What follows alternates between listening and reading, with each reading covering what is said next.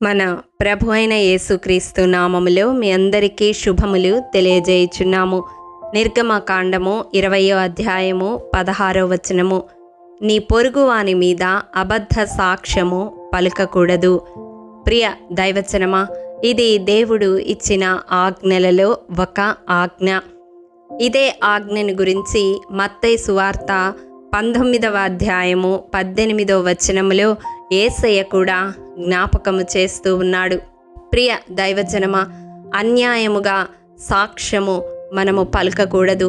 అబద్ధ సాక్ష్యము ఇతరుల మీద మనము పలకకూడదు.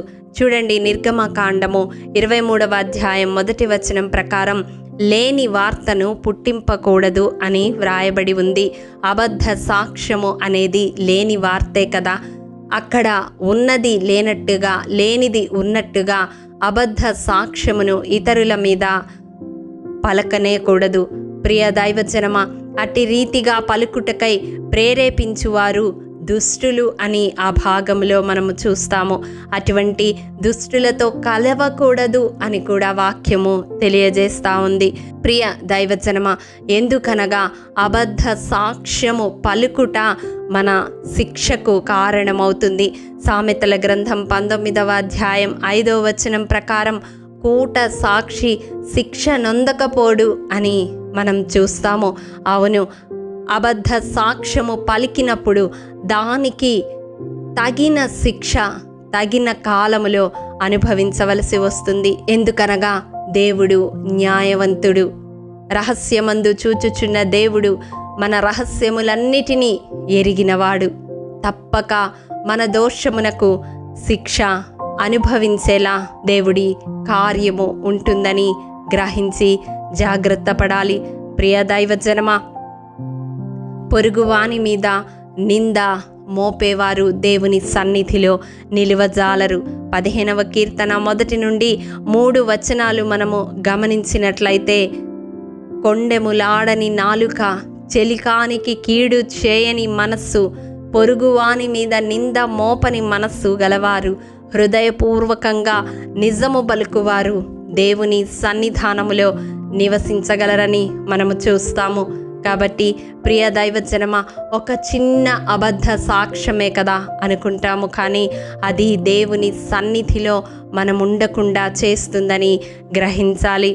ప్రియ దైవజనమా, ఒకవేళ ఈ వాక్యము వింటున్న మీలో ఎవరైనా న్యాయవాద వృత్తిలో ఉండి అబద్ధ సాక్ష్యములను పలుకుటకు ప్రేరేపిస్తూ ఉన్నట్లయితే, దేవుడు ఈ వాక్యము ద్వారా మీ హృదయాన్ని సంధిస్తూ ఉండగా ఒక్కసారి మీ ఆత్మీయ జీవితాన్ని పరిశీలించుకొనవలసిందిగా ప్రభు పేరట మనవి చేస్తూ ఉన్నాను. ఎవరైనా తమ ఇరుగువారి మీద, పొరుగువారి మీద, తాము పనిచేస్తున్న స్థలాలలో ఆయా రీతులుగా అబద్ధ సాక్ష్యము పలుకుతూ ఇతరుల ముందు వారిని చులకన చేస్తూ వారి మీద నిందలు మోపుతూ ఉన్నట్లయితే దేవుడు చూస్తూ ఉన్నాడు. ప్రియ దైవజనమా, ఆయన కనులకు మరుగైనది ఏదీ లేదు. విమర్శ దినాన మనము పలికే ప్రతి వ్యర్థమైన మాటకు లెక్క చెప్పవలసి ఉంటుంది. కాబట్టి ఇతరుల గురించి మనము ఏమి మాట్లాడుతున్నాము అనేది గ్రహింపు కలిగి మాట్లాడదాము. మనకు తెలియనిది, లేని వార్తను వ్యాపింప చేయకుండా మన పెదవులను, మన మాటలను, మన నాలుకను కట్టడి చేసుకుందాము. అబద్ధములాడువాడు దేవునికి హేయుడని వాక్యము తెలియజేస్తూ ఉంది. అబద్ధములాడువారు తప్పించుకొనరు అని వాక్యము ఘోషిస్తూ ఉంది. కాబట్టి మన జీవితంలో అబద్ధ సాక్ష్యము అనేది ఏ రూపములో కూడా ఇతరుల మీద పలకకుండా జాగ్రత్త పడదాము, అభ్యాసము చేసుకుందాము. నిందారోపణ చేయడం మానివేద్దాము.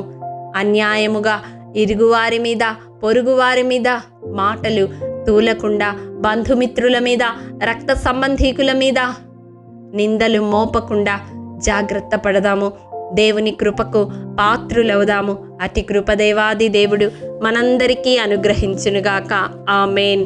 ప్రేమ నమ్మకము కలిగిన మా ప్రియ పరలోకపు తండ్రి, మీ పరిశుద్ధ పాదములకు వందనములు దేవా. విత్తబడిన వాక్యమును ప్రతి హృదయంలో నూరంతలుగా ఫలింపచేయండి. మా జీవితాల్లో ఇతరుల మీద అబద్ధ సాక్ష్యము ఏ రూపంలో కూడా పలకకుండా సహాయము దయచేయండి. మా నోటిని, మా పెదవులను కాచుకునే కృపను అనుగ్రహించండి. నాయనా, నీ సన్నిధిలో నిలిచే భాగ్యము సదా మాకు దయచేయమని మా ప్రాణాత్మ దేహాలను మీకు సమర్పిస్తూ యేసు పరిశుద్ధ నామం పేరట అడిగి పొందుకొని ఉన్నాము తండ్రి. ఆమేన్. ప్రియ దైవజనమా, అనుదినము షారోన్ మన్నా ద్వారా అడగబడుచున్న బైబిల్ క్విజ్ ప్రశ్నలకు సమాధానములు ప్రతి నెల మొదటి వారము కామెంట్ బాక్స్లో పోస్ట్ చేయబడతాయి.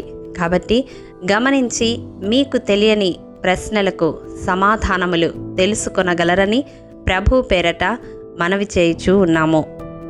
ప్రియ దైవజనమా, ఈ దినం బైబిల్ క్విజ్ ప్రశ్న: ఎవరు ఉపదేశమును అంగీకరించును? ప్రియ దైవజనమా, ఈ దినము జన్మదినము, వివాహ దినము జరుపుకుంటున్న వారికి షారోన్ గ్రూప్ తరపున హృదయపూర్వక శుభాకాంక్షలు తెలియజేయుచూ ఉన్నాము.